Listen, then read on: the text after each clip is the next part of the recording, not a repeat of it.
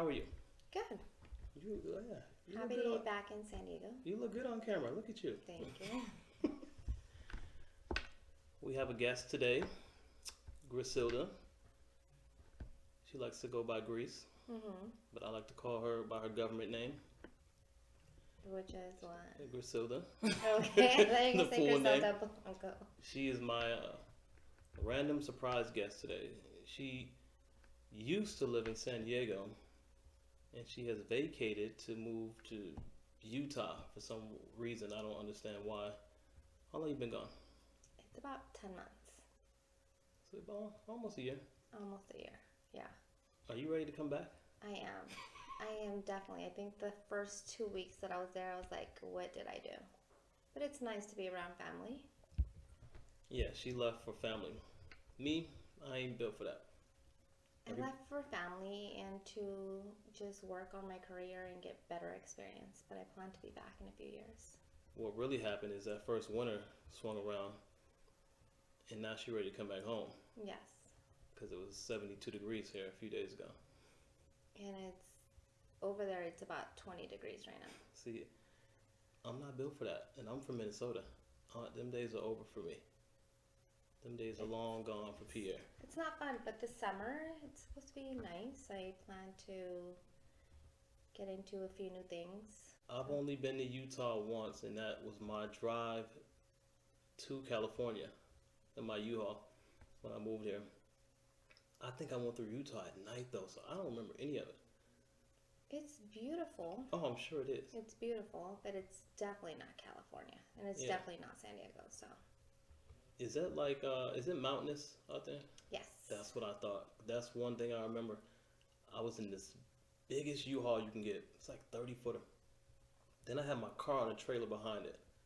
And I remember going through Utah at night, and I went down and up the biggest hills I have ever seen. And that was the worst part of my trip, the hills. 'Cause the Yeah. truck could barely go back up the hill. I just remember reaching for my phone so many times. I'm like, I'm gonna have to call someone. There's no way this U-Haul with my car on the back is making it up. Making it. Yeah. So there's no way. Well, that's one of the things that I love. Like in the house that we live, you open up your windows and you see the mountains. And It's beautiful out there. Reminds me of Montana. That's I what haven't been to Montana. it but looks just like Montana. yeah, I heard that it's beautiful. Yeah. So Griselda just watched a clip from my last podcast with Vanessa. And for those of you who have watched it, I want to apologize. My editing program messed up and it looped like two parts of that podcast. So those of you who have watched it, I want to say sorry because like two people have brought that to my attention that it looped like a part of me. I think when I was talking to her talking, it looped it twice, like at the beginning and I think towards the very end. People still love the interview or still love the podcast, but sorry about that. I didn't even know it did that in the final like download. But yeah, for those of you who haven't seen the podcast with Vanessa, she talks about her husband. She got divorced last summer. She was with a man for 22 years and she was married for 18. She met this man when she was 18. So that is all she has known up until last summer. Now she's turned up. Uh, but yeah, her story, it wasn't even a story. So her on the podcast, it should have been one of my stories. For those of you also, when I say stories, there's a bunch of short stories that we talk about on the podcast. You can find those short stories on my other channel, House of Remember. This is the podcast, All Ears. But if you're looking for the stories we're referring to, the short 5-6 minute stories, go to House of Remember. You'll see the link. But what she talked about was like he was basically just abusive. He started putting hands on her when they were 21. She forgave him. He bought them a house. He started putting hands on her the same day they moved into the house. And her story is wild. He just got out of hand. Out of hand. You know, she said drug use, just anger, just all kinds of stuff. I'm surprised she lasted that long. Because she's what, 40? I think she's 40 years old. So she's been with him a long time. Like basically, you know, half her life. Yeah. I couldn't believe she lasted that long. Well, I think Well, when I watched it, I only watched it for about 7 minutes, and I think a lot of people can relate to this story. Um, and it is crazy how people do last a long time, but it does happen. I met my ex husband. I was married for 13 years and with him for 15 years. And I met him when I was 18, got married at 19. And some of the stuff that she was talking about is very similar to what a lot of women who have suffered domestic violence go through. And in my case, I think I lasted that long because I didn't want to talk about it, and I didn't want a lot of people to look at me and say, hey, poor you, or why are you doing that, or start criticizing me or judging me. That's the thing that I didn't want. And I, of course, loved him. So it does happen where you just want to do everything possible to make it work. And at some point, it just does not work. And I think a lot of these cases are for substance abuse. And you think this person's going to change, and they don't. So, yeah, her story was definitely interesting, and I can relate to a lot of things that she went through. Do you think she stuck around long as she did because they had kids? She had 6 kids, by the way. Right. Well, in her case, I would say that would be part of the problem, that she stayed there that long because she had kids. In my case, I never had kids with him. So my story is a little different because you would think like this guy is being abusive or mentally or verbally, why would you stay? Right. And that's something that I have to constantly think about. Like, why did I stay? I didn't have any attachment to him, but I think because I met him so young. Yeah. And growing up, I took marriage so seriously. Like, the person you meet is the person you're going to be forever with. And you're going to try everything in your power to make it work. And that was ingrained by the religion that I grew up in and by my parents. So, but at some point I should have been like, okay, it's not working. You need to walk away. Yeah. Yeah, and that finally happened in 2017 when I was just like, it's been 13 years, he's not changing, I need to walk away. And I think it was one of the best things that I did for myself. How old were you when you met him? 18. How old were you when you got married? 19. Oh, right away. So, yeah, I've been watching a lot of things, and it's like a lot of love bombing, a lot of... I think it was just like I met the guy and I thought he really was into me, and we got engaged when I was 6 months into it. And we got married 4 months after that. So it's not even a year of knowing him. Wow. That's very soon. That's Yeah. kind of, I was going to say, that's like Vanessa too. She met her guy, they were married in like a year and a half. They were married they were married for like 4 years, but like they got serious like right off the bat. Yeah. Yeah, her story, I told her too, I said, I can't remember the last time I seen anyone married that long. 20 or 18 years. And I told her, I said, I can't remember the last time I seen someone married 8 years. Unless it's like, like your parents. I'm talking about like a younger generation like ours. So when she told me that, I was like, wow. It's a long time. That's a very long time. Like 8's a long time. And then, so when she said 18, I was like, what? I was like, well, good for you for hanging in there. Yeah, it's good. Yeah, you also, we also went through Patrick Williams' story. He was one of the first stories on House of Remember, and she watched his too. His is exact opposite. You have a really, really nice guy, well put together, well mannered, disciplined, military or ex-military, and trying to do everything he can for his wife. And in his story, he reveals that he found out she was cheating on him, and then he found out in the worst way possible. His wife had passed out, not from drinking, from a condition. And when he went to retrieve her personal items, her purse, keys, and wallet, while she was in the hospital, he had her phone as well, and then her phone started going off and getting texts, and it was from another man. And then he went through the phone and he found all kinds of crazy messages. I felt so bad when I heard that story. I did too. It's unfortunate. I always have conversations with my girlfriends about stuff like this where like in my case, you go into a marriage thinking it's going to last forever and you try to do everything possible. You're the one who's really giving your 100%, and this person just treats you like absolute trash. And then in his case, he's the one who's treating her like a queen and trying to do everything possible, and she just does the complete opposite. I don't understand it. Even in the story, he mentioned, like, you know, if you ever needed anything extra, I'll get a second job so you can keep your hair and your nails done and whatever. Truly a genuine guy. Yeah, and even being around him in the studio, he was so nice. He was fun. Like, yeah, he wasn't even supposed to be there. A friend, me and him have a mutual friend who came to do his story, and Patrick was there, and he saw other people do story. He didn't even know what was going on. He walked right into the studio and just saw a whole group of people, and the cameraman and all that. And after 3 stories, he said, "Can I do one?" He said, "I got a lot of things that are fresh in my life right now, and a lot that's on my mind." And he said, "Can I do one?" And I said, "Yeah, if you feel like you want to do one, you want to share." And now his story ended up being one of the best ones I've done. Super nice guy. Yeah. And I hope I enjoyed that one. I enjoyed his a lot. It's sad, but it's nice to know you got guys like that out there.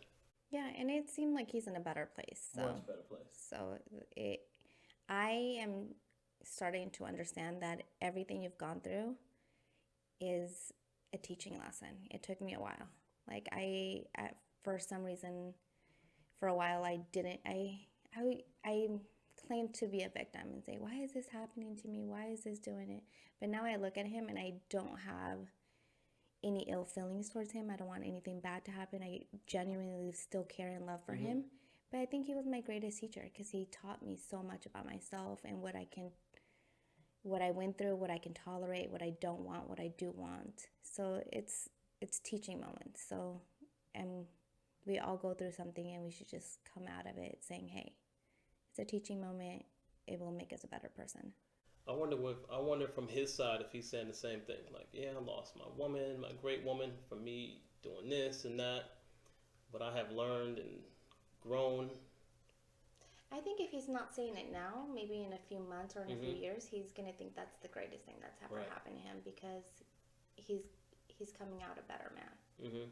And he'll probably meet somebody who's the person for him, and he's gonna be happy. See, Vanessa, her divorce is so fresh still. It's like, 6, 7, 8 months removed. She said her dude just blocked her on everything. Don't want to speak, and he's just, he just sounds like he's in that bitter, mad place. And it's unfortunate because they have kids. Yeah. And that's one of the reasons that I put off having any kids, because I was like, if my relationship is not in a healthy space, I don't want to bring a child into it. And I felt like he was always going to be a great father, but I just didn't want them to see that negative environment. Right. And that's unfortunate that he's doing that to her. Yeah. Oh, yeah. She needs to get to a better space where they can. And then, see, you didn't get to this part of her of the podcast. She's been with that guy 22 years. Do you know his family and the grandmother, which is his mom, refuses to speak to any of the kids or her? That's very immature, and it's very unfortunate. I'm just like, how are you going to be mad at the kids because your son is out here wilding out, putting hands on people for years? And then she mentioned something at the very end of the podcast. She said he used to watch his mom get hit by his dad, and he used to watch his uncles hit their wives. And I told her, I said, yeah, and probably him watching that all those years, now he thinks this is how it is. Yeah. Well, when I was going through my situation, something that really stuck to me was that some mothers, I'm not saying all mothers, some mothers really, really smother their sons. Like they can do nothing wrong, even though they did. Mama's boys. Yes. And instead of saying, hey, you're going down the bad path, you shouldn't be doing this, or you've done this to your wife, they kind of just make excuses for him.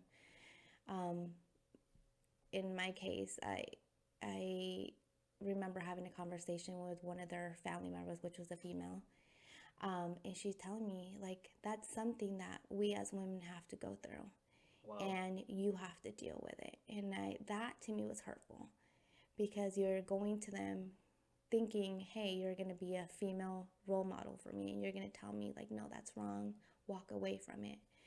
And it was the complete opposite. But I later found out that she was going through some domestic violence early on in her marriage, and that was her output of it. So, but I didn't grow up like that. So I knew that that wasn't okay. Right. Like, I never heard my dad scream or talk down to my mother, so that's not something I was used to, let alone put hands on them. So I do see that in a lot of Hispanic women. I don't know if it's a cultural thing, but I know a lot of Hispanic women their sons cannot do wrong. And if they do, they still baby them. They don't cut that umbilical cord and say, hey, grow up. Right. So that's unfortunate that's happening to them. Vanessa mentioned that I think he had probably put hands on her a few times, but she said, I remember telling his mom what happened. And she goes, his mom literally asked her, what did you do? Like, what'd you say to him to make him mad? I'm like, and as soon as she said that, I'm like, that's a mama's boy right there. Definitely. And that's happened to me where I get questioned, what did you do to trigger him to do that? Or when I was trying to get help, and I had to go to counseling before I got a divorce, I remember having a conversation with the family, and then they were saying, I don't think it's right for you to go and have a conversation about him without him there.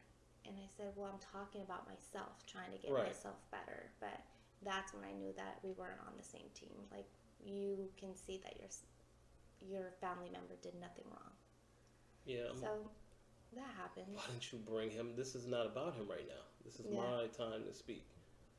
And try to, put yourself in a better place and see what's going on. Am I really the cause? No, you're not. It's the other person. Right. But that question does come along a lot, where women are like, especially women, what did you do to cause this? And it's absolutely sad to hear that. And a lot of times it's from women in the same boat.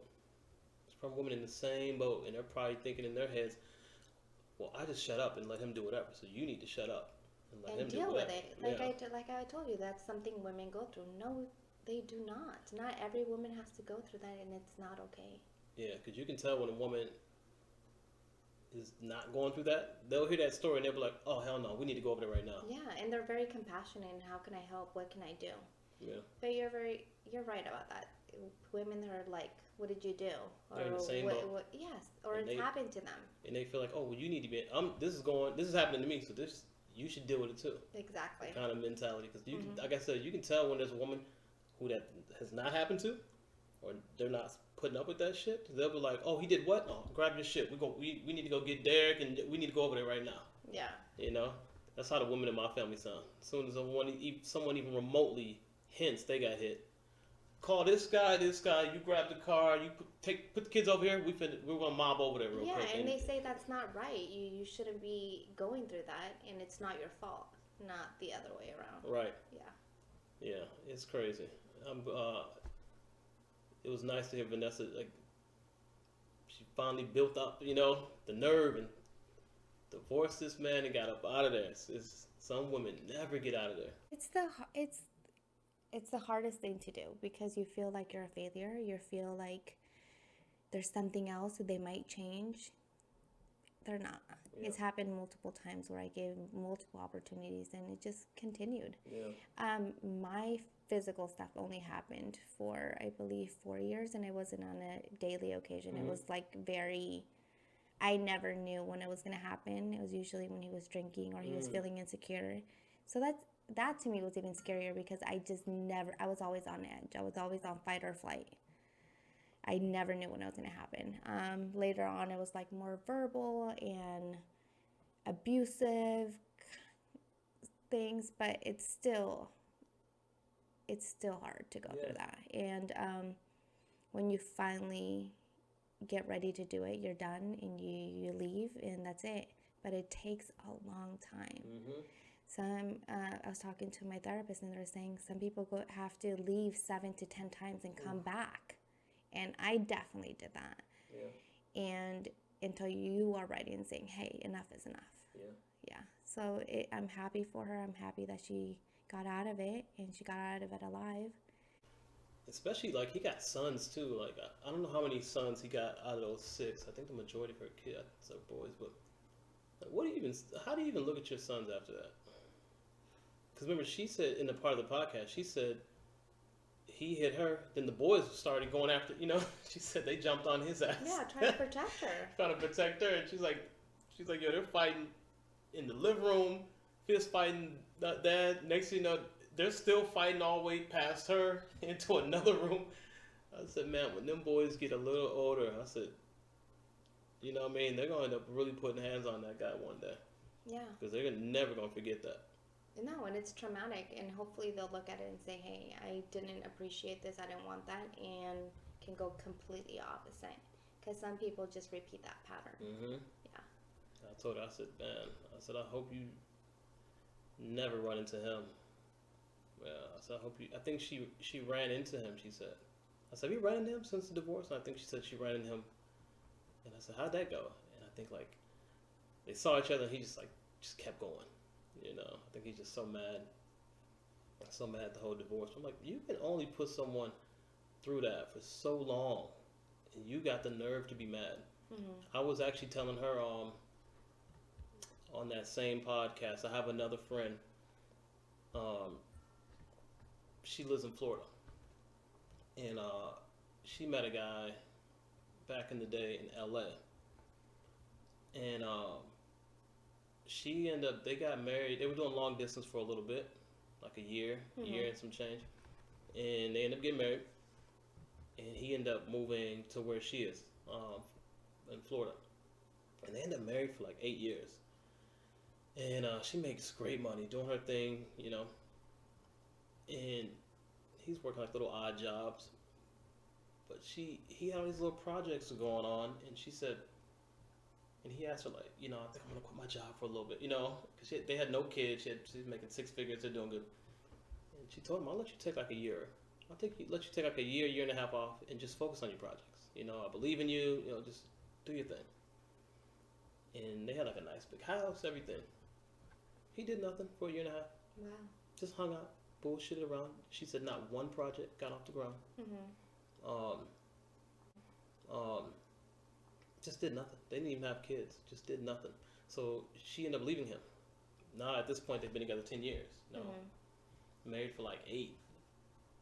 Yeah, and together for like a year and a half, 2 years. She leaves him.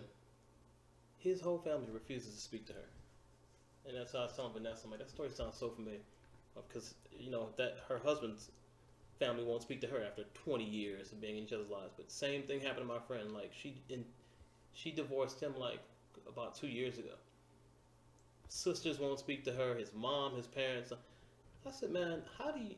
Some people's logic is so just stupid. It's so fucked up. You're mad at this woman for leaving your son, your grown son, I think he was 37 when she left him, who didn't work for over a year while his woman supported him and didn't do anything. It's a weird logic. I don't understand. Like do you understand? Like, I would tell her family, do you understand? This woman has been paying the bills and taking care of this 37-year-old man. I wonder if they heard her side of the story, or if he was just saying his side and making him look. Well, they were in good connection. She said, like social media phones. Yeah, they knew what was going on, and they just choose. You know, how dare you leave? I'm like, I don't care if that's your son. If that was you were in her case, you would have done the same thing.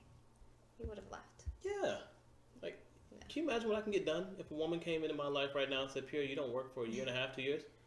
By the time that year and a half is 2 years up, if we ain't up a few $1 million, I did something wrong. Right. To not work with zero distractions, no kids, and just focus on projects, oh, it's on. Yeah. It's on. She should be retiring after that 2 years. Like, my project should be enough. Yeah. It seemed like he wasn't motivated and he didn't appreciate it. Yeah, she said the same thing. As soon as they, she left and blah, blah. Everyone cut her off, blocked her from everything. The mom won't speak to her. The dad won't speak to her. So, 10 years. Well, like I was with my ex family, I don't have any ties to them. I don't talk to them, and they made it very clear that they're always with their son, which I appreciate. But the thing is that I was able to walk away and have a good relationship with his mom, his dad. They're great people.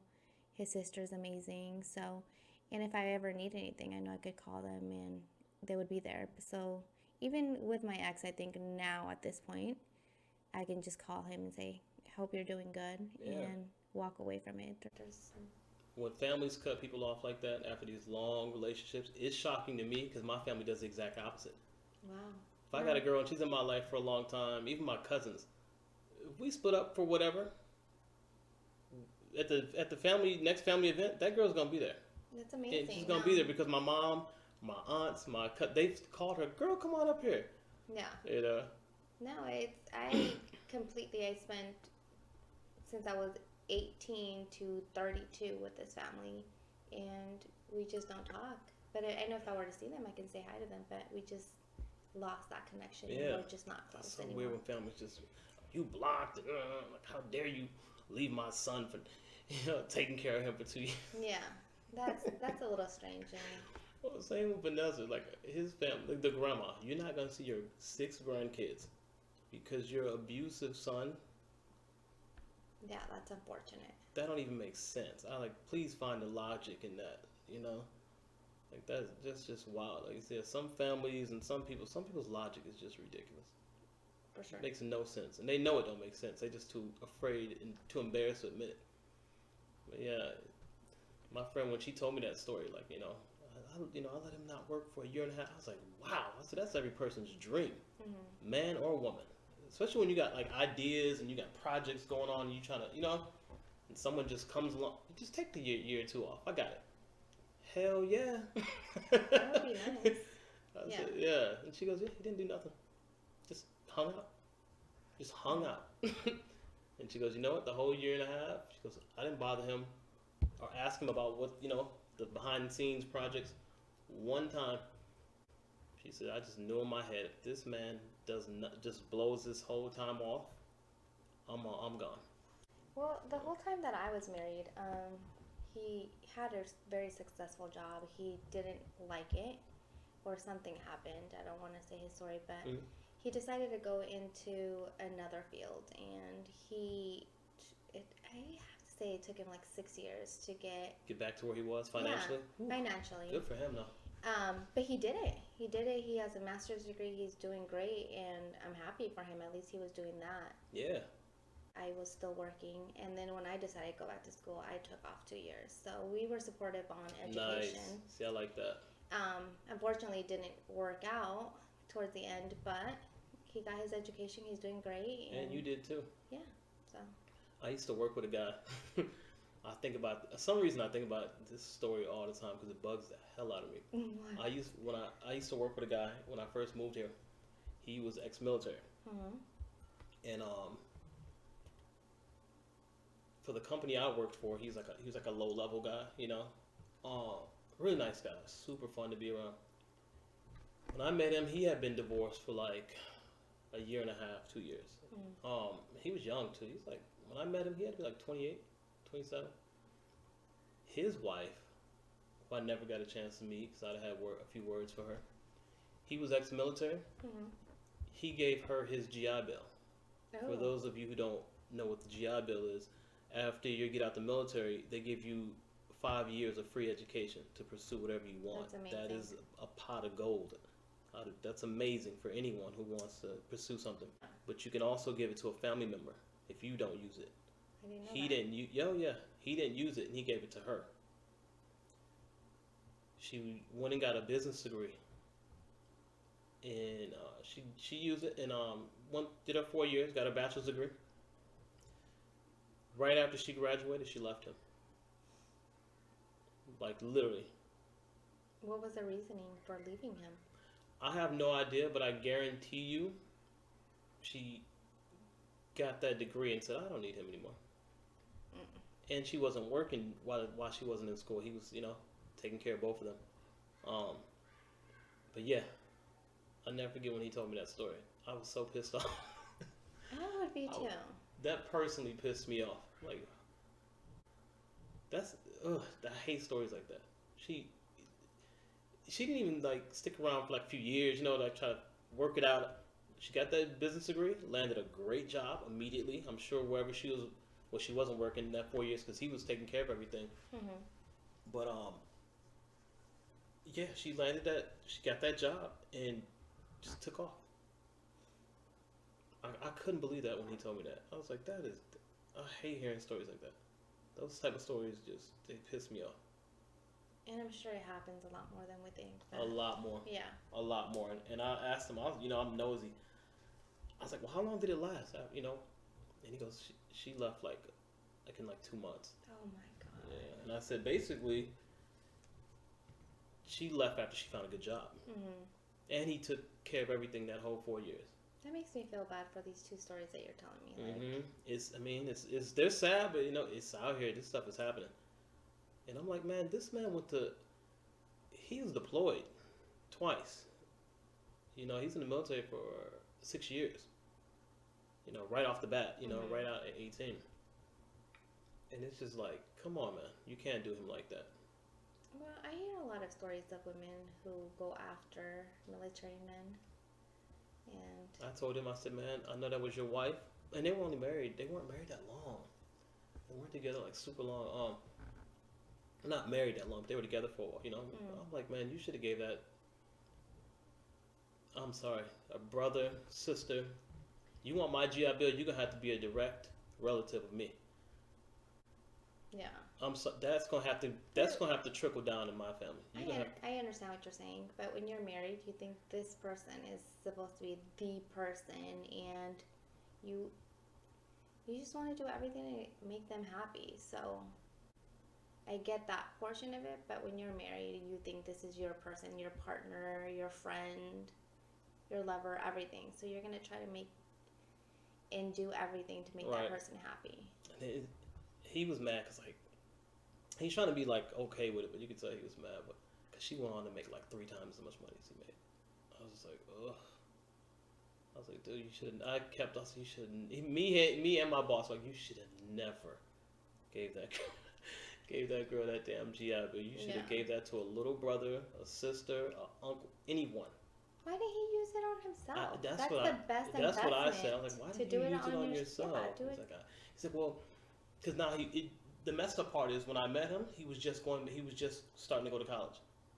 And I'm like, dude, you should have used that on yourself. Mm-hmm. He's like, at the time, he's like, I was in the military, and he's like, I in my head, I'm thinking I might stay in the military, I might do something else, and he got out. And he's just like, he's like, I should have never gave that to her. Yeah, for sure. Like, lesson learned. Because you only get people who don't know military. You only get one of those. Yeah. Yeah. I said, you only get one of those. And I told him, I said, well, look on the bright side. You still got your VA loan. That's good. Yeah. But now that everybody hears this, they'll know, like, don't make that mistake.